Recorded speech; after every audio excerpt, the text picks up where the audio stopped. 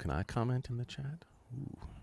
Well, hey, folks, we are live. We're deleted off of Facebook before we even started. That's cool. Anyway, we are live today with Alexender Meyers, who is the VP of Crypto for Flote, and Alex Martin, who is the COO for Flote. And we're going to be talking about, well, Flote.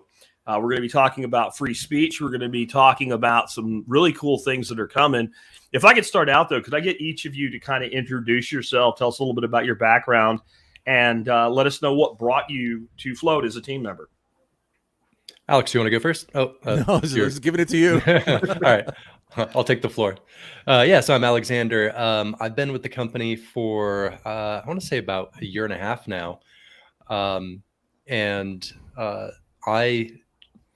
was really drawn to working with Flote by, well, I guess back up a step.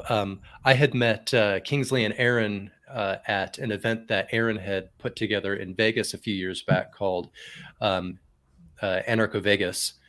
And I was a vendor there working on a little project, got in with them, built a good rapport, and then really started to learn more about what Flote was doing and fell in love with it because I've been I guess you'd say a disaffected social media user for quite some time. I've just sort of been over the level of censorship and just, like the toxicity that you get on a lot of social media. And my background is in web development, UI, UX, and blockchain strategy. And so opportunity arose to come on with them and help with the UI, UX side of things. So that's what I've been doing for the past year, almost year and a half at Flote, is helping to point us in a good direction for our user experience. And, just 100% on board with the philosophy and values that Flote is built on, which is free speech, censorship resistance, because damn, is that needed right now? So, yeah. Absolutely, yeah. That's my little spiel. Alex. All right. Well, I am Alex Martin. I first met Kingsley and Aaron through a mutual friend. At the time, I was doing my own podcast series, sit-down conversations with people, sort of hour and a half long. What do you do? What you're about? And so I was like, I want to find an anarchist. Oh, maybe somebody into cryptocurrency. I didn't know anything about crypto at the time, just barely a little bit. And so I invited them on the show, and Kingsley came on, and we had a nice hour and a half long conversation about stuff. What is money? What is cryptocurrency about? Let's talk about anarchy and voluntarism and all that stuff. And coming out of that, I was like, yeah, that's interesting stuff, right? So we maintained a relationship. They invited me over to a couple of close events. And then, during the pandemic, I was, not so much video production work. I used to do video production work and did my own podcasts and shows and stuff. And they're like, hey, we like your organization. We like the way you communicate. We want you to be part of the event. Part of the team. And I'm like, yep, you sign me up. I'll do it. I'll do whatever you need. So my gotcha day, my 1 year anniversary was just a couple of days ago. I've been with Flote for a year. I'm really interested in the community aspect, getting people to communicate effectively, using tools effectively. I've learned a lot about cryptocurrency. I've learned a lot about the principles behind voluntarism. I was always sort of a loner and a rebel anyway. I've been going my own way since before that was a thing. And but understanding it from sort of the philosophical perspective is something I've gotten from the Flote community and gotten behind that in a big way. So, my objective here at Flote is to promote gatherings and organization, to get people to communicate better, like I said, and, to do in real life meetups and to sort of, have the user's sort of perspective when we go to building stuff and developing tools and all that. So that's my thing. Cool, guys. So one of the things I get from people when I start talking about platforms like Flote and other platforms that are, I don't even call what you guys do alternative social media anymore. It's like new social media and their legacy. But other alternatives to a Twitter or a Facebook is, well, they're free speech now, but how do we know they're going to stay that way? Is there, what is it about the commitment that Flote has to free speech that people should be willing to trust. And to me, I kind of look at it as, well, since that's everything that you're building it on, you would literally have nothing if you reneged on that. Yeah. You want to go speak to that first, or me? I could hear myself in the echo there. Sorry. I would say that the commitment to free speech comes straight from Kingsley and Aaron. This is a very tightly held personal belief of theirs. This is not something that we market tested. This is not something that we checked with, the investor pool to see if they were okay with it. Well, it's okay for now for certain purposes, so long as we get the certain, none of that stuff. This is what we're doing. This is why we're doing it, because it's important, because people value it, because the owners and the team members all value these principles. And so as we bring new people on, one of the first things we ask is, have you been on the site? Do you know what we do? Go check it out. Make sure that you're okay with that before you join us, because these principles are what makes us unique in this space and in the market, yes, but more importantly in society. The values, put simply, that individuals have the ability to decide what they want to say and what they want to see, right? And it's none of my business to tell somebody else what they can and can't say or what they can and can't see. And on that note, there's been kind of it's been problematic, I guess, for many tech companies that have bucked that trend of censorship and had apps taken down, had other things done to them.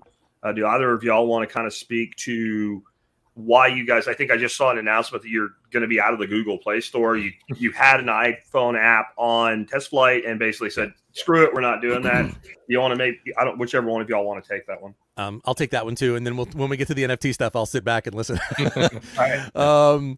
We wanted the reach of the app stores. Obviously, people want the convenience of being able to download an app and install it and just go right to the app. But at what cost? The Google Play Store reached out to us about a month ago and we're like, we need a login for your app so we can sort of make sure it does what you say it does. And we're like, oh, it does. Believe me. You're gonna find that out the fun way. I guess they couldn't be bothered to create their own login, so it wasn't like they were trying to test the user experience, because kind of onboarding is a big part of the user experience. So we gave them a login and they came back like a couple of weeks later like, you're hosting objectionable content. And I'm like, doesn't the fact that there are people on our site that are actually following this content mean it's not objectionable to them? And anybody who doesn't want to see it doesn't have to? Like, it's an account I'd never seen, and I'm on the site all day, every day. Right. So obviously they were looking for a reason to boot us off, and they gave us an ultimatum, start moderating your user generated content or get off the Play Store by the end of the month. And we were just like, what do y'all think? It was not a long discussion. We are not interested in sacrificing our values for the sake of convenience. And I'm sorry if that makes it more difficult for some users to get access to the app. We may find ourselves in a position going forward where, we have to do things, decentralization concerns that make it even a little more difficult to get on there. But the value is that once you are on the site, just like with crypto, I'll dovetail into that. Once you've made those initial setups and figured out the process, the benefits are tremendous, and they outweigh the complexities by a lot. And can you tell folks that are like, they kind of want like an app-like experience? Are there ways that you can use like a browser shortcut or something like that on various smartphones? Like, I know you can do it with Android. Can you do it with iPhone? Kind of what the basic process of that SDK. is? Yeah, you can download the SDK for Android. You can link the app, the website to your homepage on your iOS device. There's a menu item on the site. If you go to the logged out page, and at the bottom there's some directions on how to do that. So if you want the simplicity of the one click and the little icon on the homepage, boom, there you go, you're in. That's possible. So there's ways to get sort of a closer to app experience. But the reality is that the app talked to the same back end that the website does. So it was kind of double the effort for very little return, especially when they want to get rid of it. Well, I think that's a really good decision personally, because I've seen what happens when you're relying on an app, and then the people in control of the app can shut the app down. So totally different realm, but Parler was what Parler was, and it was becoming pretty successful, right? And they've never been the same since they were shut down. It's Yeah. never come back. So all the users were kind of hooked on the app, so to say. And then when that app went away, the enthusiasm, oh well, it was all gone because it's not the same anymore. So I think, like, just knowing, I remember when Kingsley talked about it with the iPhone one long ago. He's like, we know they're going to do this to us. Yeah. And if they're going to do this to us, then why should we put our investors' money, our time, our talent into working on this app when they can't mess with the site? Yeah. So why don't we make the site work, and why don't we put our resources and our money there? And I think that makes a lot of sense. Absolutely. There's this idea of trusted third parties where, if somebody else controls your gateway and you're just trusting them to make decisions on your behalf, well, you can't trust third parties like that. Especially not when you know what their agendas are, where you know that their idea of objectionables is not based on community standards. Our community standards are: say it if you want to, don't read it if you don't want to. How can you do any better than that for a community? Well, and I think, like, your terms are like one page. It's like 10 or 12 things, and it's like if you this is it. There's not like 400 pages of crap that say I accept or whatever. Like, it's more like guidelines. Simple. Yeah. It's like, house rules. If you're going to be in somebody's space, be respectful. Be respectful of other users. Don't be kind of an ass about it. But can I curse on your show? Yeah, you can. You can say whatever you want. Don't be a dick to people. There's no need for that. If you want to have a fight with somebody, take it into personal messages. But just be respectful. But be honest and forthright with what you want to say. So people don't have to listen if they don't want to. So, we've been hearing about the new Flote. Like, because technically the platform's still beta. I've seen features kind of dripped into it. Can we talk about what some of the I guess the full version of Flote is going to be? Some of the features that we're going to have. And again, either of y'all on that?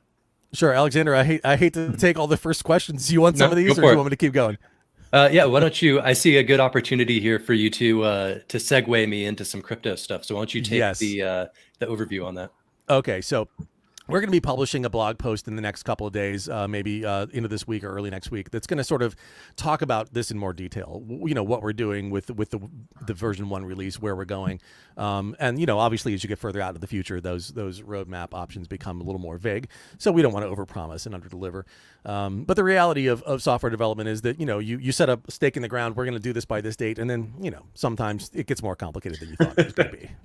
Yeah, shocking. I know people who have never created software probably don't really get that, but it's just easy. Just put a button there that does this. But the point in the future is we are very rapidly coming out of our beta program. We, if you think about the current code base that we're on now, it's kind of like a working prototype, functional prototype. It was built in a short period of time by a very small team, and it's amazing for what it can do for that fact. But it's really not as stable and scalable as we wanted to. And that was the objective of our new ground up rewrite. So that ground up rewrite was targeted for Q4. We will finish it in Q4. We will not be able to release it until early part of next year because we want to test it. We want to get people on board. We want to have them try it out. We want to find the bugs so that you don't have to, right? So that level of testing and the user acceptance testing and all that stuff is going to happen early next year. And we hope to release something that's really solid, stable, and ready. Now, we said we were going to go with parity with the original system, but as we get deeper into it, we're like, oh, we can do this better. We can do that better. And we've tried to manage that feature creep while also providing a more secure environment as well. So we'll have better security for the authentication and a framework for using multiple authentication servers in the future. That's, I think, important to people. We are going to have new wallet integration. I don't want to get into specific details yet, but there'll be a much more robust wallet integration with the option to integrate other crypto wallets as well. We are going to be doing a themes that will basically be dark mode plus, so you can have dark mode, which people have been just clamoring for, and understandably so. But also themes where you can have more than one dark mode. So light chocolate mode, maybe, 70% mode, super dark chocolate mode, blackout mode, where every control is black and you just have to guess, maybe a high contrast mode for people with sight impairments, things like that. And then ultimately down the road, a little further down, the ability for people to create their own themes, skin the app the way they want, sort of badging systems, and that gets into the NFT stuff, which I'll hand off to Alexander in a moment. But the idea is that in the first quarter, we are going to finalize and release our no longer beta version 1.0 of the site, which is the sort of going from the hand-built version to the production line, sort of, ready for scalability. That's the objective there. And then after that, we've got a lot of stuff going on. I'll hand off to Alexander to talk about the NFT thing for now, and we'll come back to further down the roadmap stuff in a moment, if you like. Mm-hmm. Cool. Yeah. So, man, where do I begin? So, yeah, there's a lot that we have in the works as far as the crypto blockchain side of features that we're going to be releasing. And a lot of these are going to happen or be rolled out over time. So shortly after we come out of beta, we will introduce some new wallet features. The wallet will be able to handle, or I should say, manage float tokens. So float token system is on the way. And the primary usage for the float token is going to be engagement rewards. So, creating new ways for our content creators and users in general to monetize their, the activity that they generate on the site. Additionally, there'll be things like tipping. So, you can do kind of like there's super chats on YouTube. Well, we can do super likes where you can give a like and a tip simultaneously with small amounts of float tokens. Be able to subscribe to content creators and pay in float tokens and other supported tokens. Then we're going to be introducing a whole marketplace down the road, which will start to factor in things like NFTs. But I think it's important to note, and this is something that I've been hearing a lot about from community members, is, I don't know tech, I don't understand crypto, like this is, I don't know how I feel about this. And my answer to everybody who's a little bit wary of the, the crypto integrations that we're talking about, we really are aiming to make it as intuitive as possible. So you don't have to know, how to operate a DEX, or, you don't necessarily need to, know how to find your private keys or what have you. Because there's a lot of real esoteric things in that world, and kind of a high barrier of entry, requiring a lot of research. So we want to make it as simple as possible, where people ultimately don't even really need to know that they're dealing with, ERC20 tokens and NFTs and what those are and how they work. They're just using the platform in a way that is intuitive to them and that they're getting value out of it. And that comes in the way of, monetary units and collectible and utilitarian units. Like the NFTs will have an aspect of collector value, where you can earn or purchase NFTs. And we've got one I'll talk about here in just a minute. But those NFTs aren't just going to be like, hey, look at this cool profile picture or badge that I've got. They'll also unlock different abilities and perks on the site by holding that NFT. So it's kind of adding a gamification element to, what we all already do on platforms like Flote. Kind of adding that like fun and vested interest aspect to it. And on that note, if any of your viewers have been kind of keeping an eye on what we're calling the Plank Owner NFT collection, this is something that we're really excited about, and we're hopefully going to have live here in the next few weeks. It is sort of I call it a VIP ticket for our early adopters. And it functions as a Well, a few things. It's a badge to show that you've been with the platform from the beginning and that you support what we're doing. In the maritime world, a plank owner certificate was issued to the original crew of a ship when it was commissioned. So that's kind of the concept that we're going with. And in addition to sort of that prestige you get by purchasing a float plank owner NFT, there's going to be a variety of perks associated with them. So let me pull up my little document here. My mouse is dead. Oh, there we go. Give you a quick rundown of the list. And then all of this can actually be found on flotetoken.com/NFT.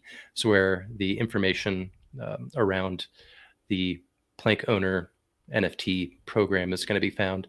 But quick rundown of some of the benefits that plank holders will get is, and I think one of the biggest and most exciting ones is they're going to get first access to the float tokens. So depending on what tier you buy, you'll receive an airdrop of float tokens in your float wallet in the near future. So that's kind of our intro of our token to our community. They'll also be receiving float tokens at a discount over what they would purchase them from on the market when they're available to the public. In addition, they'll be whitelisted for our upcoming float avatar NFT sale. So we're going to be doing special collectible avatars for our community. And those that hold a plank NFT will get first access to that, get kind of like a pre-sale access. Let's see. So they'll be able to display their plank NFT as a badge, showing that they've been with us from the beginning. They'll have first access to a verified profile. So this is something that, a lot of content creators on the platform have. Yeah, that's awesome, dude. That's awesome. It's very frustrating to have tens of thousands of followers on a platform and want to be verified to prevent people from pretending to be you, and no one will even talk to you. That's incredibly frustrating. Yeah. That's something we've heard a lot. And, this is a tool that we can use to start to release some of these new features early to our biggest supporters, because they're the ones that are going to give us the best feedback. They're the ones that are actually going to use them, right out of the gates. So, offering this feature to the plank owners, I think is going to be, pretty valuable. Could I ask a question on that real quick as you're talking on these NFTs? So I was part of the token pre-sale, and then I think it was in Discord or not Discord. It was either in Telegram or I got an email from Kingsley or Aaron saying that those of us that bought tokens in the pre-sale, we were getting an NFT. Are we getting is the type of NFT going to be contingent upon how much we bought or something like that? Is that how that's going to work? So the way that this is going to work out is all those that participated in the private sale, you being one of them, will receive a special edition plank owner NFT, because all of the NFTs that are going to be available here coming soon are going to be at different tiers. But you guys kind of came in and made your own tier, right? So you'll be receiving an NFT for the private sale buyers, and you'll get your own special set of perks as well, on top of all the ones I'm listing. That's very, very cool. All right, cool, man. And then I did see the tiering, and it was the super whale tier of I don't remember, it was thousands and thousands of dollars. $25,000. $1 But I didn't see the tiers. billion. What does each tier what goes up for you by going up in tier, other than you have a more expensive NFT? There's I didn't see a list anyway that says at this tier you get X, and at this tier you get Y, and at this tier you get Z. Well, we're actually going to be publishing that announcement later today. But I can give a quick rundown to your audience as a little sneak peek as to what that's going to be. So real quick, there's 6 tiers. There's shipmate is the lowest, chief, officer, captain, pirate, and whale. If you saw the previous announcement, the price points on those are going to be shipmate is 100, chief is 1,000, officer is 2,500, captain is 5,000, pirates 10,000, and whale is 25,000. And the perks that we're offering initially, I think, are going to be pretty attractive. But the other thing to consider is that the utility of these NFTs are going to last the lifetime of, as long as Flote exists. And we're going to be continuing to add perks and benefits to these owners over time. So, say you buy one at $1,000 and the benefits keep stacking up, you could turn around and see that the, chief level at $1,000 is now selling on the secondary market for, 5 times that. Maybe it's worth it to you to, sell it and let somebody else take advantage of all the perks that come along with it. But quick rundown of some of the features or perks associated with each tier. With the shipmate, we're offering a free Flote Plus membership for 3 months. We haven't not yet got into what Flote Plus is, so just kind of teasing some future development there. With the chief, it's a free 6-month Flote Plus membership, and then we're introducing something called post-boosting multipliers. So if you're a content creator and you want to have your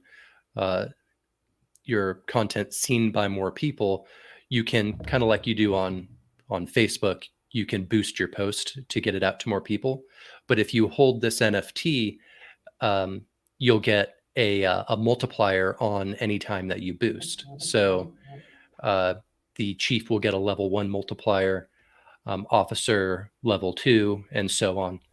Officer will also get a 9-month free Flote Plus membership and a physical merchandise airdrop. So you'll be getting a whole merch package. Captain gets a 12-month Flote membership or Flote Plus membership, level 3 post boosting multiplier, a larger merch airdrop, 1 free, we're going to call them Flotoshi NFT avatars when those go live, and a ad credit of $500. So we're going to be introducing a all new advertising system in the near future. I don't think this is going to be in version 1.0, but maybe 1.1 or shortly thereafter. Pirate level was the second to top, is a Flote Plus membership for 24 months, a level 4 post boosting multiplier, again, larger merchandise airdrop, 2 free Flotoshi NFT avatars, and a $1,000 ad credit. And then the top level is Whale, and that is a lifetime Flote Plus membership. So you will never, ever have to pay for it as long as you hold this NFT in your wallet. A level 10 post boosting multiplier. Again, a larger merch airdrop with some really cool things we have in the works. 5 free Flotoshi NFT avatars and a $2,500 ad credit. So that's just a start. And as I mentioned before, we'll be adding new perks, new benefits all the time for the Plank owners. So, and just real quick, Scramblin in our chat had a question. I think I know the answer to this is yes. Yeah, I was going to answer that. Actually, I saw the chat come through. Some of these items are consumables, and some of them they stick with the NFTs and are transferable. So obviously, if you have a 1-month, Flote Plus membership, that's going to be consumable. But the lifetime one is transferable. So things like that, yes. Yeah. So the NFT itself will be transferable, but if you've worn out a part of it, it's gone. And then unlimited, is it going to? I think I read something like there's a certain dollar value once they're sold, there's no more or something like that. Exactly. Yeah. Once we reach our sale goal for these, no more are ever going to be minted, and you can only ever find them on the secondary market. Oftentimes with NFT releases, they'll have a predetermined supply. But in our case, we didn't want to say, oh, there's going to be 1,000 shipmates and 2 whales. We want the market to decide what's most valuable to them. But we also need a cutoff point. Yeah. Yeah. So there'll be Yeah, a so it's total going to be a value account. dollar value stop versus a quantity stop. And I'm assuming that if somebody were like, well, maybe I want to buy that $1,000 NFT, but I also want to have some stuff I could trade later. So maybe they could buy a couple $100 ones too. Like you can buy more than one, right? Sure. Exactly. Yeah. And they could, choose not to activate certain perks so that those will go along with it to the next buyer who will value getting I should say, an unadulterated version of it. An unused. Yes. The action figure that was left in the package, right? Yep. Like Yeah, that's exactly. that would be like the unopened Luke Skywalker from 1985, right? Right. And all the consumables that come along with that NFT would be transferred with it after the fact too, in that case. Correct. Yeah. Very, very cool. So here's some and I don't know who wants to take this, just some random stuff that's come in from the audience over time. And this is probably Alex, I would think, because it's more of a feature thing. Is Flote ever going to add emojis or GIFs? I know they work because I've basically grabbed them and cut and pasted them in to do stuff like that. But there is no put a thumbs up emoji like or an anything emoji like keyboard or something like that. Yeah. Yeah. Our first effort with regard to improving the post experience is going to be to do a much better post interface. That's already designed. That's going to be part of the V1 function. Much better file handling capability and attachments and all that stuff. So we're trying to get the basic layers down first, make sure that we get those things right, and that the way people use the system at the functional level is correct. And then there's opportunities for doing things like badges, like emojis, like NFTs attached to accounts, like decoration of the border of a post if you want to highlight a post of a certain thing. So that's all going to be coming. We have a lot of thought that's happened around that. And then the key, I was going to mention this earlier and I forgot, is that once we finish with this foundation work, it's taken a little longer than we expected, but once it's done, that frees us up to start building on top of that. I don't know if you've ever watched a building being built, but you're like, what are they doing back there for like 6 months? And it looks like nothing's happening. Well, they're 23 levels below ground, pouring concrete and pumps and all that stuff and pipes and infrastructure. But once that thing reaches ground level, zoom, it just goes straight to the sky real fast. So that's what we're looking forward to for Flote, is that once we establish this stronger infrastructure and better base layer, we can start building things like that. The community can come to us and say, we want this, and we can go, yeah, we think that'd be awesome, let's do that. And then we can put people on it and deliver it in days or weeks as opposed to months, which is where we've been up to now. So yeah, that sort of thing is coming. Do you want me to talk a little bit more about some other features in the future? Or you want to take in fact, if I could, just so you got the guy that's got the development going here, and you want stuff. So like some of the big things I know that my folks are really excited about are going to be like having some sort of a group or community function, because it's exactly more powerful where I was going next. Hashtag and the marketplace. Like those are the two things I think that then you are stepping on Twitter, but you're also stepping on Facebook, and you're stepping on everybody. And I love stepping on people because they deserve it. Well, our objective is not necessarily to take out specific competition, but we recognize that people are coming from Twitter and they want sort of Twitter-like features, and people are coming from Facebook and they want more Facebook-like features. And so it's up to us to figure out, okay, how are we going to deliver these features in a way that isn't just a copy, but is actually better, or that's integrated better. And so our CTO, Patrick, came on board and he's like, groups, let's do groups next. And the rest of the team was like, yeah, actually, you're right. That's the big thing, going from that individual communication level to being able to organize into groups. So our once we establish our base layer, as I mentioned, once we get some of those refinements in terms of the basic functionality, posting and responses, chat, direct messaging, need some work. And once we establish those basic functionalities, our very next big chunk is going to be groups. So our objective is to do groups better than anybody. We've got a lot of people in the company that have talked about it. We've got a lot of feedback from the user base, and we think we have a pretty good idea about how to do groups in a way that's going to be impressive and connect it with NFTs and connect it with user engagement in a way. You guys have used probably Discord, the boost function. Somebody can just buy a boost crystal or whatever and just apply it to the server, and boom, everybody inherits the functionality of that boost. So the more people invest in their groups through their activities, through their engagement, through the maybe staking of tokens or the buying of NFTs that are group specific, those groups will become better and stronger and have more enhanced features. And then, we are going to be listening to you guys and finding out what you want, because that's how you build a business. Listen to your customers.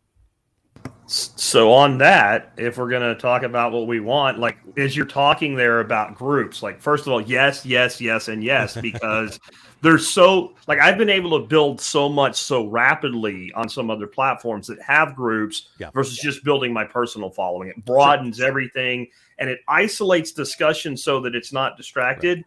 But what I would love to be able to do, this was something I came up during, it got into my crypto presentation at my workshop, but it wasn't there. I just like on the fly, oh shit, you should be able to do this. And it is the idea that you might have a group and then I might be able to NFT group ownership. Yeah. And then, fractionalize that group ownership. And maybe that group is like 10 really badass people at something. Sure. And you come into our group and ask and like, maybe there's a cost to be a member in our group and get maybe not to be a member, but to guarantee an answer from the panel. Sure, and then that cost is split. And if I want to leave, I can transfer that NFT to another expert or something like that. What you're talking about, like that, right?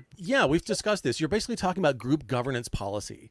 And I know that's sounds like a lot of words, but the idea that a group should live beyond the person who created it. So, when we started talking about groups, I was like, well, what happens if somebody creates a group and 500 people join it and then that person just disappears the group? All their content goes away, all their posts are gone. That doesn't seem right. There's content that's going to be produced. There's going to be history to that group that long-term value built. Yeah, that should outlive the original originators. That's why we built corporations in the first place. That's why people are creating DAOs and other types of distributed organizations, private membership organizations, associations, is because they want to be able to control access in one way. Maybe a group might want to have, end-to-end encryption on all of its messaging. Maybe the group members want that enough that they're willing to invest in getting that perk. And then at some point, as the membership of the group comes and goes, you don't want to dissolve the whole group. This is basic, this goes back to the early days of shipping, the spice trade. You don't want to have to dissolve the group every time the membership changes. So, having the ability to issue governance NFTs that say, not only do you have a stake in this group because you bought in, but you also have a voice in how the group is managed. And that governance can be whatever you want it to be. You write the contracts, you decide as a group how you want that to work. That's all. To me, these are the foundational tools of building societies. And, we want Flote to be the kind of tools that help people organize their lives and their organizations, their communities, their groups. And so that's definitely a part of it. I appreciate you thinking of that. And I want you to know that you're not the only person that's thought of it. That's to me, it's a core sort of functionality of groups. And I want to mention one more thing, and then I'll turn the mic back over. The other side of groups is the ability for an individual to have different sort of aspects. So, I might have my personal site where I talk about the things that I want to talk about, but I also wear the COO hat at Flote. So maybe I want to speak more officially as a COO, and I want people to be able to easily tell when I'm talking in the context of my job and when I'm talking just as some regular schmuck on the street, right? But I also maybe have like a side project. Maybe I do ham radio, or I'm interested in solar projects, and I want to be able to sort of categorize that. Other sites have that in the context of like pages or something like that. We also want to be able to give people the ability to sort of organize their own content more effectively, present it more accurately. Maybe I want some parts to be free and some parts to be charged. If I want to try to build a revenue model for some of my content. So we're thinking in terms of groups, from the core out, but also from the out in. How do other people find my content? How do they interact with me? In what context do I want to say and present what types of information? So all those kind of conversations are happening now. Some of them are more well-formed than others. Obviously, when you're working on a roadmap, things that are closer to you, groups is very close, is more well-defined. And some of those things are maybe a little further out. But those are the kinds of things we're thinking about. I think that's really cool because to me, that starts going toward what I've been pushing for. I think the first time I came up with this term was back in 2014, which is virtual nations. Yeah. So you're creating like almost a virtual DAO powered by an NFT if you want to run it that way, but you can create communities that are self-governing, which is, I think, a huge thing. And then you have multiple communities that can kind of federate. I think that's awesome. I do want to hit something here that K-Bonk in the chat said. How will you attract already established communities from other platforms? And I would say, like, that's not their job, right? Like, I'm talking, our guests here today and the Flote team to attract other people, like, other than general marketing of the platform. Like, that's our job. If we create a community, that's our job. And it would be like, imagine it was a really great bar at one time down the road. and you used to go there and hang out and drink, and some new ownership came in and basically screwed it all up, started playing stupid music, and put a doorman out there and says you're not dressing right and everything. You just wanted a good old-fashioned Texas redneck bar like it used to be. So you open a redneck bar down the street. Well, who's responsible to go get those people that used to like the thing the way the old way was? Well, you are. You're the owner of that bar. We're talking about self-governing groups here. Like, somebody has to step up and be kind of the leader or the originator, and then build a team if you want to take that approach. Now, I would say there's some ripe cherries out there for picking. Yeah. There's all these groups that are being shut down by big tech because they don't like them. Now, that would be kind of a very ripe fruit if you knew somebody that was a leader in one of those groups. Hey, come over here. We got a group on that or something like that. But that's on us, right? It's a two-way street. I mean, part of that is, to use your metaphor of the bar, the people who bought that bar and changed it, well, they should have known that their core audience was already there, and they should have listened to their audience and given them what they wanted.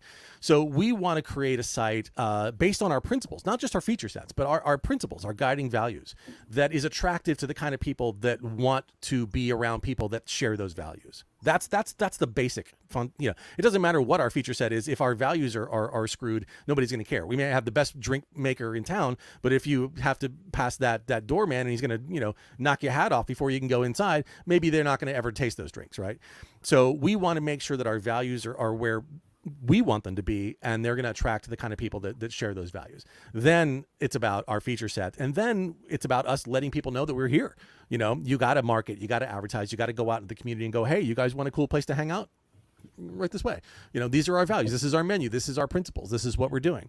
And then it's up to, if you want to have your event there, if you want to do your weekly, rag chew there, if you want to have your Friday night poker game in the back room, then you need to organize that part of it, right? I can't come and tell all your people to come at the same time. So it's two parts of it. We need to provide the space and the values and the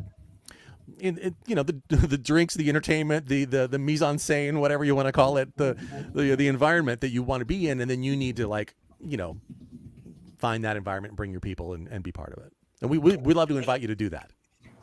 Cool. Well, let's bounce back to crypto for a moment here and try to keep both of you guys in the discussion. My thoughts on, I've been asked, why is Flote going to have a Flote token instead? They already have Bitcoin integrated, and big thanks to Erin over there who just threw me a Bitcoin tip, and she said she loves you guys too, just for the record. But I think part of that is that Bitcoin has become something that people don't want to spend, and I don't blame them. I don't want to spend it either. I'm always I'm actually always humbled when somebody pays for something with Bitcoin to me, because I know how much of a long-term hold it is. Mm-hmm, sure. And I think that a lot of other crypto is much more likely to be exchanged. So you look at it as a gold model is money, and then a token model is currency. Is that part of the thinking, or is it also that if you have your own token, you can control how it works on your site very, very well, because the guy that coded it's over there instead of God knows where distributed all over the world? Yeah. Let me talk really briefly about the utility factor, and then I'll hand it over to Alexander for the sort of meta stuff. We want our token to be useful to people. We want to facilitate transactions peer-to-peer. We want people to be able to tip, pay, finance each other in a very easy-to-do way. That's the core objective. And by having a token that can do all those things, we're creating opportunities for people to create opportunities amongst themselves. That's the part I wanted to get in. Mm-hmm. Yeah, I mean, you both hit on the nail on the head, so to speak, very much. And the thing about Bitcoin is, for one, it's kind of slow, and two, it's kind of expensive, to transact with. And not only that, but of course, people want to hodl their Bitcoin for the long term. So by introducing our own token, it eliminates all of those things. The Flote token is going to be extremely fast, and transactions are going to be effectively free.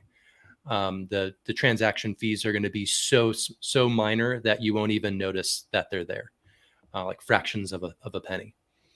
And then, again, it offers a lot more utility than what we can offer by using a more established token. We can build a whole new feature set on top of it. But you will still have the option to take your earnings in float tokens and convert them into the value of Bitcoin. One of the very first other currencies that we're going to be supporting on the new platform is going to be wrapped Bitcoin. So you can capture the value of Bitcoin on our second layer. Whoa. Are you saying that I'm going to be able to swap Flokens and Bitcoin on your platform? Is that what you're saying? Eventually, yes. We haven't worked out the decentralized exchange portion of it yet, but we will be supporting both of them. So if you're savvy enough initially to take your tokens over to a third-party DEX, you will be able to do that. But eventually, all of that will be able to be handled directly on the platform. That's big time badass, dude. I didn't even know that was in the roadmap. That's really awesome. And I do think it's going to be beneficial to have a cheap, quick transactable currency that people are willing to let go of. Sure. Because I almost feel bad because I do take Bitcoin as payments for memberships on my site and things like that. And I'm always happy when somebody does it. I don't spend it, man. I'm like a Bitcoin hoarder, and I think that there's, I watch the video platform Odyssey. I watch LBC tokens just fly around in between users. And I think one thing y'all are going to be doing, I think we haven't hit on yet with Flokens, since I guess that's what we're calling them now. Flokens, I guess a single units of Flatoshi. I don't think that's official just yet, but okay, go ahead and call them whatever you like. The Telegram group voted on it, and you guys are overruled, right? All right. Well, we'll wait for the DAO, and then we can make an official vote on it. Yeah. But my thought on this, though, is that people are going to be much like they do on the Odyssey platform by engaging and watching videos. They're actually going to be able to earn and stack Flatoshis just by using the platform, engaging with creators, content creating themselves, gaining followers or gaining comments, or I don't remember the exact formula, but like they're going to be able to earn float tokens by using the platform. And if I remember what Kingsley said when he was on like a year ago, it's going to follow the Bitcoin admission schedule. So it's not like a lot of these alternative currencies. One of my issues with them is we're supposed to be thinking mindfully about inflation. And then they're like, well, how many of them are you going to make? And they're like, 568 billion. 1 quadrillion. Like, like we're going to have an issuance of $1 billion a day or so, whatever Doge is. It's retarded. Yeah, she was the same. A lot of those coins are the same. Right. So you guys are going to follow is it the Bitcoin emission schedule? Y'all are going to follow with this? Mm-hmm. Yeah, that's really been an inspiration for our tokenomics in a lot of ways, because it's something that most people understand. Well, most people that have a basic understanding of history crypto. Yeah. Exactly. And so we really want to kind of pay homage to the OG crypto, and build off of off the back of that giant, so to speak. If you think about the way people use currency and money in their day-to-day lives, a lot of people just kind of blur the difference there. You want a storehouse of value, something is going to be either stable or growing over time, but you also need that currency to do transactions. And some of those transactions are small, and you don't want to be going to, Bitcoin gas fees and 25-minute transactions to like buy, a sandwich, right? So you need those sort of smaller, faster, lighter weight currencies to be able to move where you're not really that worried about, well, it's not going to go up 20% tomorrow, so it's okay if I spend it now. But you also need to be able to move into and out of the store of value and that day-to-day usable currency in a way that is meaningful, right? So that's what we're trying to model. So we want to give you the ability to do those transactions quickly and easily without worrying about, if I buy a pizza today, it's going to be, an $8 million pizza 20 years from now. Everybody's got that story, that sort of hodling urge is there. But you also need to do transactions. And so we want to facilitate the speed and the ease of use and the low costness of the thing so it can be treated like a daily currency, but also have that connection to that idea that this is a store of value that will grow as the supply is capped and access to the site grows and usability of the site grows, and more people are going to want to be part of that. The value of that thing based on the rareness is going to increase. And so, that's how an economy works. You need enough money for the economy to work, but you don't want to have so much money that it becomes worthless. Yeah. And I think one of the really interesting things about that is that having that basically fungibility into wrap Bitcoin or whatever, makes the person more willing to take it. I was able to start accepting Bitcoin, I think, before a lot of businesses were, because I sold a membership. So if 10% of my orders were in Bitcoin, okay, you know, like, and if it went nowhere, okay, I gave away some memberships basically. Sure. And I didn't have like a large material cost. And I remember when Bitcoin first started kind of coming on board and people were saying, you know, take it in your business, and you'd be like, well, what can I spend it on? And there was like, you know, initial like search directory marketplaces, and it was all soft goods. It was all, you know, it was either the Silk Road stuff, which we won't dig into today, but more like web hosting and things that were non-material, and they scaled very easily for the supply side because the person was taking a bet, like they were taking a bet. Right. Now they were basically taking those Bitcoin and sitting on them, not using them to cover their operating costs. Yeah. Yeah. And like today you can take Bitcoin and not even give a damn about Bitcoin because you can immediately turn it into dollars, right? It's the most pristine convertible asset in the world, 24/7, 365. In a matter of moments, you can turn it into dollars or yen or euros or whatever you want. Fee, but sure. Yeah. Yeah. With a slight fee, but you can do it. That's the thing that like, there's no question about, can I pay my electric bill on the building this month if I accept Bitcoin? That's not it. It's no longer an issue. Yeah. By having Flokens, right, which is unofficial, but we're gonna just keep doing that. Use it. It's fine. So y'all come up with some other shit. That's what it is, right? Like we're crowdsourcing the name. Flokens be able to convert. Well, then there's no question that if I can convert to Bitcoin, then I can convert to anything. Well, yeah, you need a way in and out is the idea. Yeah. And then maybe see, and what I think happens when you have comfort there, people do a lot less out. Sure. People do a lot less out. People are more like, okay, this is my, like, think of it like, remember Ithaca dollars or Ithaca hours or whatever, like a local currency in Ithaca, New York, where people would like spend Ithaca hours only in Ithaca, like for haircuts and stuff like that. Where, okay, if we have enough commerce developed on the Flote marketplace, then this is my money for doing business on Flote. And that has real utility to me. Yeah. The idea of using it, I mean, I don't want to get into this too much, but at our last year's Flote Fest, and we'll segue to that hopefully by the end of the show, I did a personal experiment where I basically printed up some poker chips, some clay poker chips, and called them barter tokens. And I just put a little logo and a QR code that explained what I was doing. And people I sold. I didn't sell them. I traded them for $5 USD worth of something, whatever that might have been, whether it's Federal Reserve notes or bullets or whiskey or whatever. And people would take those tokens and then they would use them to do transactions because maybe other people didn't want their whiskey or their bullets. I don't know who wouldn't, but you know. And then at the end of the festival or anytime during the festival, they could come back and exchange that token back to me for, you know, $5 USD worth of whatever I had in stock. Right. So the idea there is that you've got that in and out possibility and that builds trust. And you also, I'm right there, I'm accountable to you and I'm not taking a fee for selling or for buying back. Right. So I'm not trying to make any money on the deal. I'm just trying to facilitate commerce. And I think, and I don't want to speak officially for Flote in this particular capacity since I'm talking about a personal project, but I think that's the guiding principle of the Flote token. We want people to be able to use them effectively and not worry about are they worth anything if I get stuck with them, like it's a D-Live lemons, I think it was. The D-Live site would give you like lemons and you're like, what are these worth? Are they worth anything? I'm a lemon god. You know. So we want people to feel like these have actual value because they're connected to other more sort of I guess fungible, stable, predictable, well-known sources of value, but they're also lighter, faster. They're local. They're supporting, you know, your community economy in a way that's kind of unique. So I think that's the kind of perspective. Yeah, at least it is for me. Yeah, well said. Oh, I think you're muted still, Jack. We've been asked if you guys have a roadmap. Clearly, you have a roadmap. I think what the person's actually asking is a published roadmap, like a published. Like sometimes you'll see like a track of like, this is our goals. This is what we're trying to hit.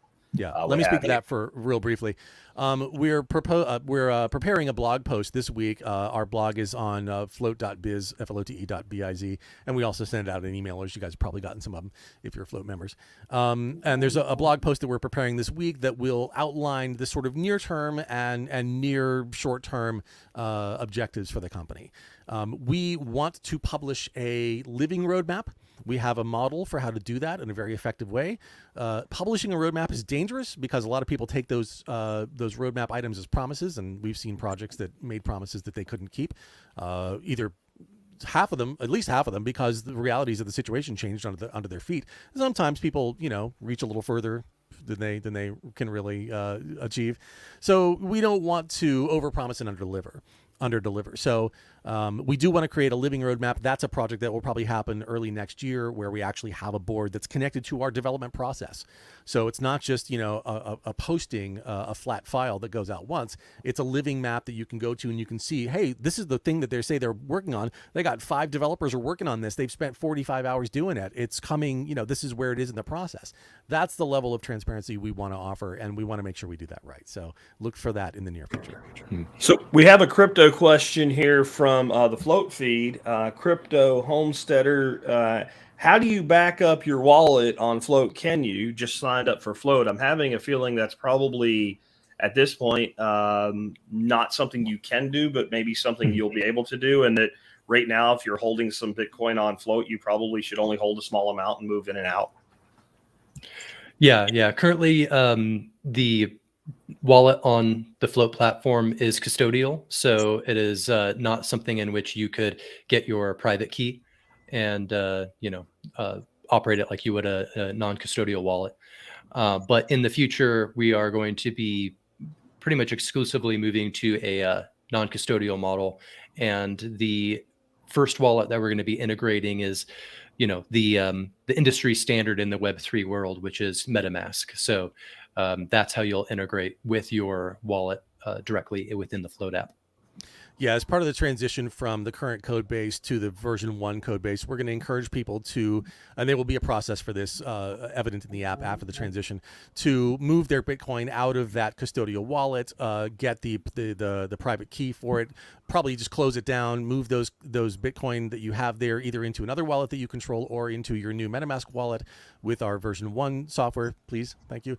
Buy some Flote tokens with it and keep it rolling. And then going forward, we will be implementing the MetaMask wallet and everything that entails, and then possibly, most likely, options for other wallets as well. Yeah. So we interoperability is sort of something that we constantly come back to here at Flote. We want to be your site of choice. Little market speak there for you. But we recognize that people still have engagements, they still have followings, they still have history on other sites. And so we want to interact with those other sites. And we also want to utilize industry standards and existing strong projects and tools wherever that makes sense. So maybe you might have a different way that you want to do authentication. Maybe you might have a different wallet you want to use. Once we get that base layer laid down, we can start building on these new features and adding those kind of functionalities to our site. And I will say, for the existing wallet, it functions wonderfully. I've received tips from people. Like I said, Aaron threw me some Bitcoin today, and once it builds up to more than a few bucks, I generally withdraw it to my storage wallet. Yeah. And it's never been difficult to do. It's never failed for me. So I think the beauty, yes, it's a custodial wallet, but Flote right now anyway is not at some sort of crypto exchange. You're not going there to buy it.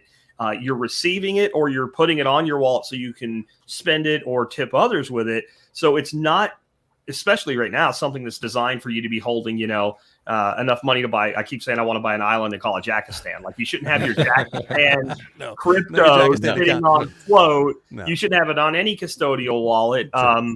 But you guys were able to, you guys had it before really just about anybody did, especially with Bitcoin. Yeah, well, that was the objective. Why. Early on, Kingsley's, one of his core values is the idea of free speech and free money equals free people, right? So having a Bitcoin wallet on the site was an important point from the very beginning, and making that easy enough for people who didn't want to go through it was much more complex not that long ago to buy and exchange cryptocurrency.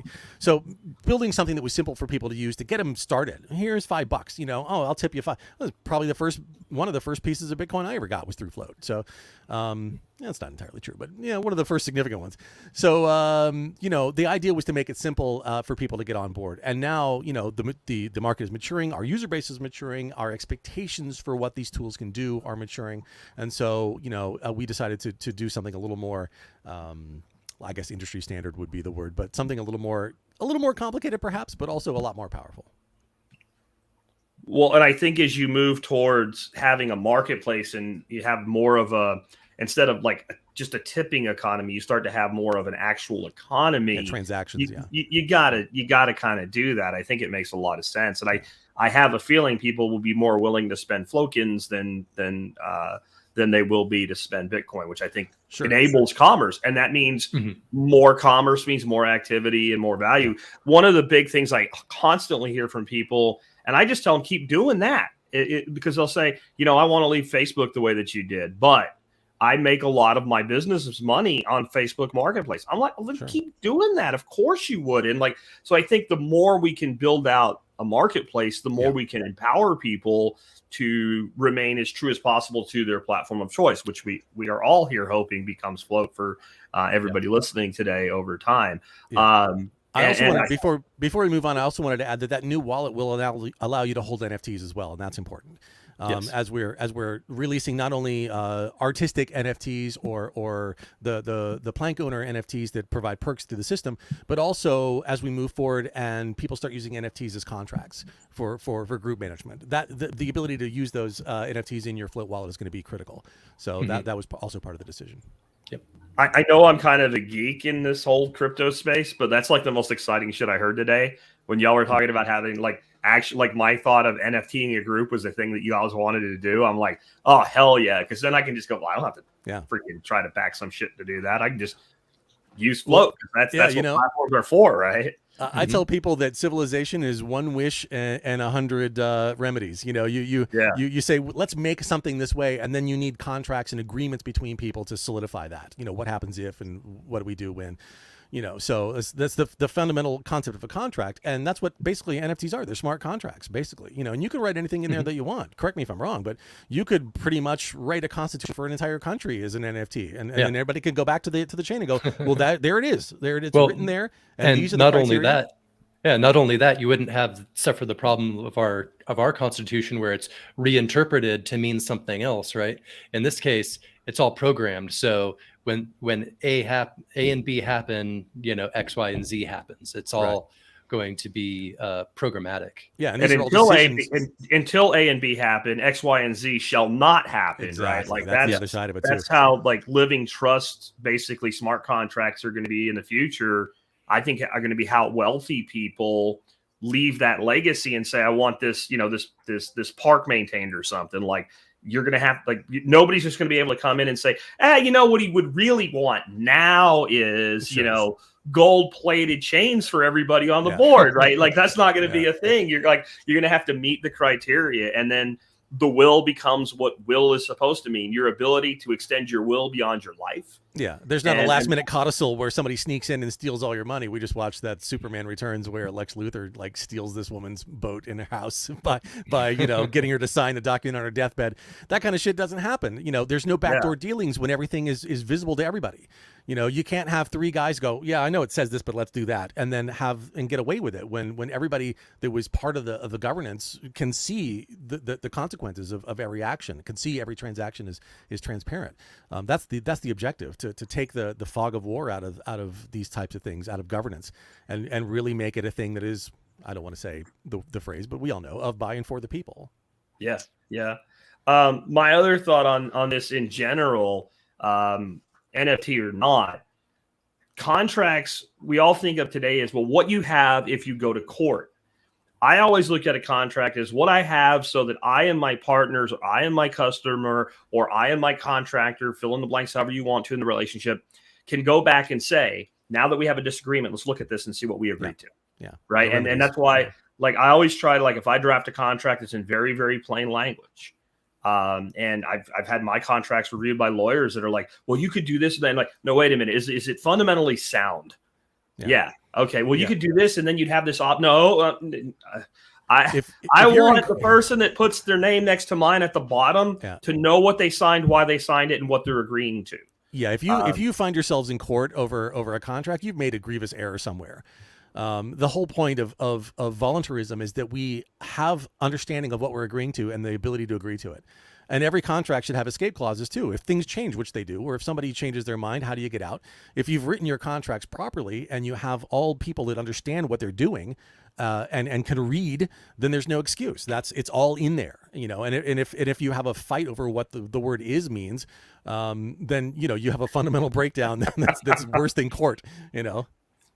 I was mentioning this week on the show about contracts and what have you, and I always write my contracts to require first non-binding arbitration, then binding arbitration, and then and only then you can seek remedy in the state system. Yeah. And I've been to a couple non-binding arbitrations. I've never gone past it. Yeah. It's amazing what happens when you have an arbitrator who's not compensated to side on one way or the other and doesn't have authority to make you do it. Sit down and go, well, guys, I've read your contract. I've heard your arguments and your disagreements. And this is what I think would make the most sense for everybody involved. And usually everybody involved is like, that does make the most sense. Not necessarily everybody's like joyfully happy about the outcome. Compromises are. But it's like, boy, this cost us like $200 for this each to do this, to solve a problem that we thought was a $50,000 problem. And now it's a $5,000 issue that we can all live with. Yeah, that's a win, right? Yeah, it helps if you deal with rational people in the first place. And also it helps if that arbitrator doesn't have a vested interest in dragging the process out and making you guys spend as much money as possible. That's what happens in the court systems. Anybody that's spent time in a courtroom knows that. They make the contracts as inscrutable as possible, and then they drag out the processes so they can all, line their pockets. So let's avoid that. We can make agreements between us as individuals. It's shocking, I know, but it's true. And we can use NFTs to do it, which I think is fucking powerful. Oh, yeah. So this I'm pitching mainly to Alex because I know you're kind of in the whole community development thing from the standpoint of like in real life events and Flote Fest. Can you talk about some of the things that go on off the screen and what Flote Fest is going to be like this year? Yeah. I'm about to. I do a weekly show on the Flote Live channel, talking about development updates. In this week's show, I've already recorded it because since I'm going to be on the road, it's all about Flote Fest 2022. We have already started the planning. We started that a couple of months ago. We've got our team together. We have all the lessons learned from last year. Last year's event was great. We met up in a farm in Central Texas. Some folks that we know let us use their space, and we brought together I think 250 people right at the sort of peak of the lockdowns and mandates. And it was really wonderful. We had basically everything was an agorist market. Everybody brought whatever they wanted to exchange, so long as it was legal in the great state of Texas. It was good to go. The local community came out and showered us with their products and services and stories. We had a great time, so we decided let's do that again. And, for me, the value of meeting in real life, again, I've said this before, the site serves the community. We didn't build a site to get people to sign up and make them sort of stuck to the site because they're afraid of missing something, like the sort of addictive type of thing. We want the Flote to be a tool to help people communicate, coordinate, build communities, and engage with each other in meaningful ways. So Flote Fest is part of that. Come out to the event. There'll be more news coming up soon. Locations and all the details that we're going to put out. But the objective is for people to meet up in the real world and to get to know each other and to exchange their values, both their psychological values, their principles, and the goods and services and ideas and knowledge that they have. And Jack, we want you to come and be part of that. I am coming. I'm committed. And I told Kingsley, I guess middle of the year that I was committed to coming. We're actually going to have a survival podcast, heavy contingent there. Apparently, I'm celebrity chefing a meal. Scrambling that's in the chat has set that up. I don't know exactly what it means, but I guess I'm going to be cooking my ass off for at least one meal. It's going to be. If it involves any eggs, there's plenty of eggs there. There's plenty of eggs there. Fresh eggs. I think it's going to be really, really awesome. And I think we do need to have more of the let's get together outside of the virtual realm. Like this is only a tool for communications. I think back to when I was a kid, like you called somebody and then said, hey, let's go do something. To meet at the mall. And this is today's telephone, right? Like not just what we're doing here, but like it's just a different kind of communication, whether it's Facebook, which is now shit, or it's Flote, which is now where it's at, or what have you. Any of these platforms, they really are just means of communicating with each other.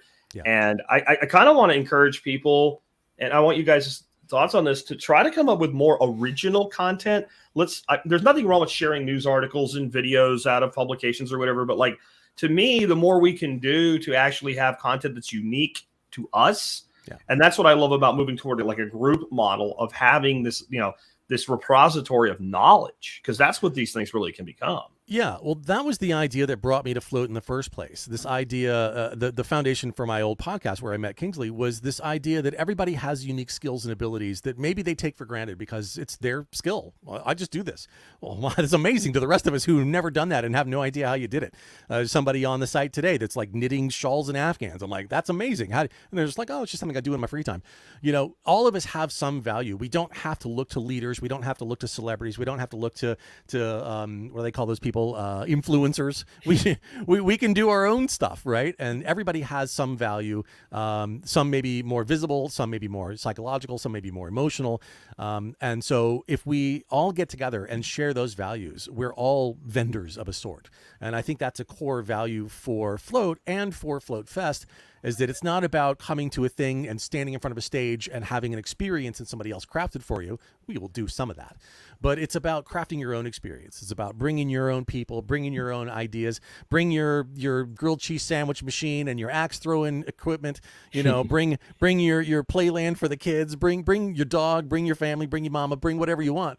But bring something to share with other people. And then you're out there for a couple of days and you go, you know what? We could probably build a city.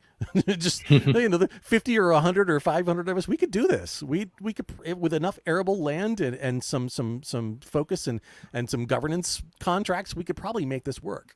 And that's the foundation for civilization right there. We can do that ourselves. Yeah, it's starting to sound like a new Burning Man or something, right? Like I have some not so thoughts. weird. And to be fair, I don't know jack crap about Burning Man. I just know that like it was good for me one year because I got listed in iTunes as a podcast for people that were going to Burning Man, and nice. like it blew my listeners up like for That's a while. cool. Like, yeah, but I don't like the impromptu, let's set something up and go do something. I think Burning Man is more about art and experience and creativity and self-expression, which is great. That's part of society, obviously. I think for me personally, it's more about productive engagement. Let's build things. Let's create stuff. Let's protect and provide for ourselves. You could do both. There's no reason you can't. Some people might come to Flote Fest and just like, I just want to like hang out and chill and talk to people and listen to music and strum guitar by the fireside. Perfect. Other people might come out there going, I want to go to a Jack Spirko workshop and learn how to do something important, and great. We want to provide those sorts of experiences for everybody. Well, very cool, man. I'm going to throw it out real quick. I mean, we have we've had you guys here for well over an hour, and an hour was kind of what we asked you to do. But if there's any questions from the folks on the live feed, you can give them to us in all caps. Again, those of you that are on the Flote feed, I see quite a few of you over there as well. The same thing, all caps. They're on a different screen. I can't interact with you in the chat, but I can see what you're doing and pass it on to the guys. And on that, is there anything that we didn't cover today that either of y'all want to speak to while we wait to see if we have any questions? Alexander? No, not that I can think of. I feel like we touched on everything. I need to get going here myself. I got an appointment to make. But if anybody does have any questions about the NFTs or the Flokins, as we're going to be calling them here at least, hit me up on Flote. My username is @LX. Make it as easy as possible, just @LX. And happy to answer your questions and, fill in on anything I am at liberty to at that time. Yeah. We're both Alex, so I had to take a different name. But yeah, one more thing I want to bring in, Alexander, before you go, is that we do at some point, part of our marketplace, part of our wallet and our NFT plan is to allow other people to create their own NFTs on the site as well. Yeah. So if you want to create content, I mentioned, themes, if you want to create banners, if you want to create emojis, graphics, animated GIFs for your groups, for your group chats, you'll be able to do those. You'll be able to mint NFTs on the site at some point and receive the benefit of having done so. Cool. Yep. Well, Alexander, if you need to fly, we can let you do that. And if you got anything else for you do, don't let me cut you off. And then if Alex will hang for a little bit, I got a few questions for him. For sure. Yeah, I'll say goodbye here. But thanks for having me on the show, Jack. It was awesome. And again, hit me up on Flote, even if you just want to have a new friend to geek out on crypto types of things, I'm always happy to go down that rabbit hole. So find me on Flote at LX. Thanks for joining us today. Alex, I had one earlier from you that it said I've actually managed to remember, and it was more of a not a float so much as it is just a general question about your environment there. Somebody asked if you were in an RV, and I said, yeah, he is, because I did know that. But then they were like, it's kind of an interesting shape. Like what kind of, what's the deal with your background? You've got like your own studio built inside there. Well, okay. I don't know what it would take to get this camera off the mount, but I'm on a GoPro here. So let me just spin this around a little bit. I am in an Airstream. Oh, can you? I'm going to fix it. I'm going to fix it. Right. Got us backwards. Okay. There you go. So I'm in an Airstream base camp here. This is my little bench seating. You can see the sort of aluminum. There's some storage racks up there. Some more stuff up there. This is my sort of mobile studio. Now I've loosened my camera. And so I'm parked here in an RV park in Central Texas. I kind of live, oh, that's terrible. I should have done that. I kind of live out of the RV here. I like to travel. I like to be mobile. So what you're seeing here in the background is just the curtains. So there's my my van back there behind me. You can see there's my tent. Somebody mentioned that. I don't know if you can see that over there. Let's see. Yeah, there's a little shift pod space tent. Just tearing down the walls over here. So that's what the background is. I just like to record from here because I got a nice big space to work with, and I got a little light right there. But yeah, I enjoy doing stuff like this, living mobile. I got the tent. I'm gonna probably do a little bit of some hydroponic gardening here if I can. I'm in a relatively large space here, so I have a little bit of room to play. Ham radio operator, so I got my antenna that's coming soon and some other stuff. So just kind of just playing out, hanging out. The epitome of the modern technologist lifestyle, being able to go where you want, when you want, the way you want. And I'll let you get your background reestablished there so you don't have that light glare coming in. But get my scene back in order there. There we go. We have a question in the feed from Tiny Giant Lifestyle. When will we be able to create NFT contracts and deeds, etc.? That immediately made me think of a scene in Spaceballs, the movie, where they're like, "When is now?" You just missed it. And finally, you just missed it. Like, when will it be now? And he goes, "Soon, soon it'll be now."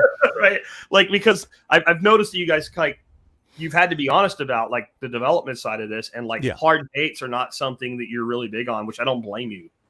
Well, there's such a danger to trying to pin a specific release to a specific point in time when it's far enough out in the future. I don't want to dogpile on Elon Musk, but how many promises about, landers on Mars have we heard for how many years? It ain't that simple. And no matter how confident you are, no matter how smart, how great your team is, how much resources you have, some things are just harder than you expect them to be. At Flote, we realize that credibility is important. We're a small team. We're run by the owners. Kingsley and Aaron have been doing this from day one. We don't want to go out there and publish this grandiose roadmap to try to take up mind space. Flote had that idea first, and then keep having to say, oh well, soon. The soon meme with the eyes peeking up from behind we don't want to get into that sort of a situation. We want to be as honest with you and as transparent with you as possible. Our roadmap, the ideas that we have to work on is tremendous. There's stuff going on in terms of overhang economy. I don't know if you guys are familiar with the term, but if you think about Uber and eBay and Airbnb, they're basically taking unused capacity of cars or homes or stuff in your attic and putting it back on the marketplace in ways that allow individuals to make money from them. We got ideas really regarding those kinds of things for Flote. We've got ideas for the NFT space for Flote. We've got ideas for governance and tools for intentional communities for Flote. But I can only really talk about what's happening in the near future because those are the things that are more clearly defined and more explicit. So to answer that question in a roundabout way, that idea of creating NFTs and deeds and those kinds of things is important to us. It is not very thoroughly formed out yet. Some of those things are still happening. What blockchains do you want to do? There are other projects that are working on ideas. We don't necessarily want to reinvent the wheel if somebody else has come up with a better way to do it. Decentralization is a key component to our strategy moving forward, obviously. And so looking at ways to decentralize the app, looking at ways to decentralize storage, make things more anti-fragile, make things more permanent, while also giving people the ability to find stuff and to index things and to decide who and what's content they want to keep and what they don't want to keep. Those are all things that we talk about constantly, but we have to take those steps one at a time and get, and as you get closer, things resolve, the fog clears, things come into sharper focus, and then we can say, this is when that's going to happen. That's sort of an answer. A very long non-answer. I admit it. I when can't will give you an Ben be answer. now? I can't tell you. I don't know. Yeah. But I know that it's something that we talk about. It's something that's important to us. It's important to me personally. The NFT sale itself and the delivery of the NFTs for the plank holders, do you have more of a concrete kind of idea of when that's actually going to be? We want to do that before the end of this year. Okay. Literally this month. So okay, cool. We are getting real close to that. There's still some, that's would be more of an Alexander question, but there will be announcements. We have several announcements queued up for this week, and we are going to be doing that before the end of this year. So that's as firm as I can be on that. Well, man, this has been great. I really appreciate you giving me the extra time and being here with us. We had a lot of interaction with the audience. That's always a good sign that we're on point with what we're talking about. And thank you guys for being in the chat. I see the chat messages going by. I'm trying to read them from over here. Yeah. So it's great to have engagement on a live stream. So thank you guys for watching. Yeah. I think it's made the show better, even for the people that aren't in the live stream, because the interaction keeps us more on point. Like if we're like losing people, or like if you have 50 or 100, like yesterday we had like 200 people in the chat. That's great. And like when you have that, like if somebody in the chat has a question, it's probably the case that the far larger number of people listening to the audio, they had that same question, and it keeps us on point. So again, I'm glad you. Go ahead. I was going to say the content producers that I like, they engage heavily with the chat. For my show, it's much smaller audience than yours, but I like to have the chat on the screen, so there's a record in the video of what people are saying in the chat too. So I really appreciate that engagement. It's nice to be able to talk to people and to answer questions. Even and I try to do that here. I'm still learning StreamYard. I don't know if there's a way to let it just keep rolling. Like the way StreamYard works, I have to individually select somebody to feature their to pop them up like you did like just that. then. Yeah. But it'd be kind of cool if it just could roll in. And StreamYard keeps making it better, so maybe they'll do that for us. What a great app. Platforms are important. We've kind of established that today. Alex, again, I appreciate you being with us today. Thanks to everybody that tuned in. And if you've watched this live stream and you caught it in the middle and you usually consume audio, the audio version of this podcast will be about an hour after we shut down the stream here, and I get the intro and the outro on it. And again, man, thank you. And if anybody from Flote ever wants to come on and discuss anything, or if I can be of help to you guys, just let me know. Well, thank you. And I appreciate the opportunity to talk to you and to talk about Flote and the values that drive it, and to talk about some of my own personal shit. So thank you for listening to that. And it's always great to talk to you, Jack. We look forward to having you at Flote Fest, and thank you for being part of our site and for your support. It means a lot. Appreciate you again, man.